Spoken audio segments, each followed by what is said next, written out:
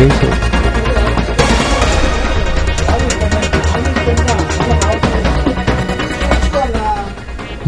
చచ్చిన పాము లాంటిదన్నారు TPCC chief Mahesh Kumar Goud. KCR కుటుంబ సభ్యులను కాంగ్రెస్ లో చేర్చుకోమని హాట్ కామెంట్స్ చేశారు.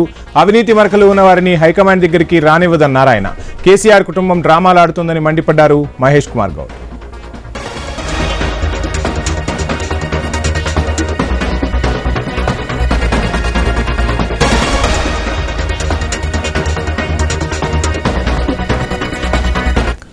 రిజర్వేషన్ అంశం తేలాకే స్థానిక సంస్థల ఎన్నికలు జరుపుతామన్నారు మహేష్ కుమార్ గౌడ్. దీనిపై కోర్టును గడువు కోరుతామని చెప్పారు. లోకల్ బాడీ ఎలక్షన్ కు ముందే నామినేటెడ్ పోస్టులు భర్తీ చేస్తామని తెలిపారు.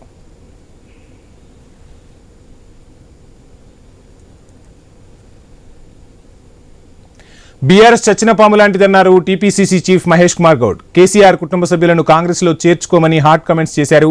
అవినీతి మరకలు ఉన్న వారిని హైకమాండ్ దగ్గరకు రానివ్వదన్నారు. కేసీఆర్ కుటుంబం డ్రామాలాడుతుందని మండిపడ్డారు మహేష్ కుమార్ గౌడ్.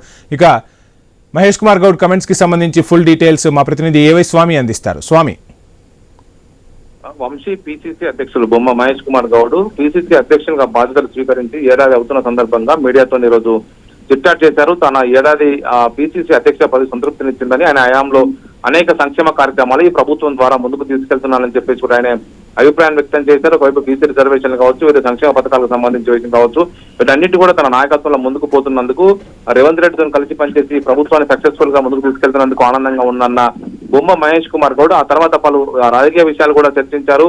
ఒకవైపు రాష్ట్రంలో ఒకవైపు కేసీఆర్ కుటుంబం అవినీతి కారణంగానే ప్రజలంతా కూడా తిరస్కరించుకుంటున్నారు. కవిత మాట్లాడిన విషయాల్లో ఒకవైపు వారి అవినీతిని ఒకవైపు ఆమె ఎండార్ చేసి మాట్లాడింది. అలాంటి వ్యక్తుల్ని బీఆర్ఎస్ పార్టీ నుంచి కాంగ్రెస్ లోకి హైకమాండ్ రాణిస్తుందని చెప్పి నేను అనుకోవట్లేదు. అలాంటి అవకాశమే లేదు.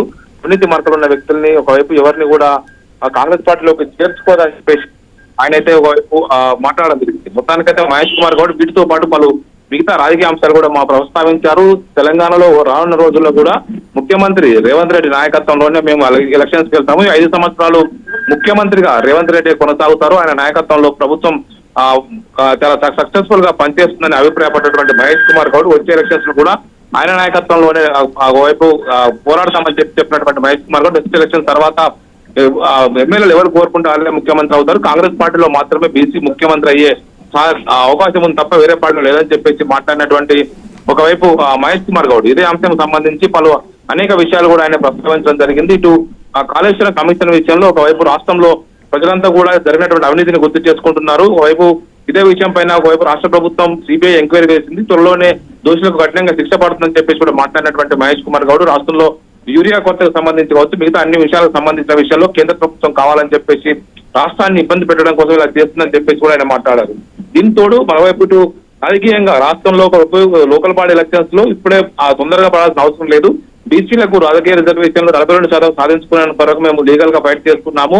ఒకవైపు కేంద్రంలో నుండి బీజేపీ సర్కారు దీన్ని కావాలని చేయకుండా అడ్డుపడుతుంది, తొక్కిపెడుతుందని చెప్పేసి కూడా ఆయన ఆరోపణలు చేశారు. బీసీ రిజర్వేషన్ల పైన ఇష్టం వచ్చినట్టు మాట్లాడుతున్నారు. ఖచ్చితంగా ఇది బీజేపీ నాయకులు కావాలని చేస్తున్న కుట్రగా ఆయన అభివర్ణించారు. మొత్తానికైతే రానున్న రోజుల్లో కాంగ్రెస్ పార్టీ మరిన్ని అభివృద్ధి సంక్షేమ కార్యక్రమాలు జిల్లాలోకి తీసుకెళ్లి రాష్ట్రంలో మరోసారి అధికారం రావడం కోసం మేము ప్రయత్నం చేస్తామని చెప్పేసి కూడా ఆయన తన అభిప్రాయాన్ని అయితే వ్యక్తం చేశారు. Vamshi, right, thank you Swamy.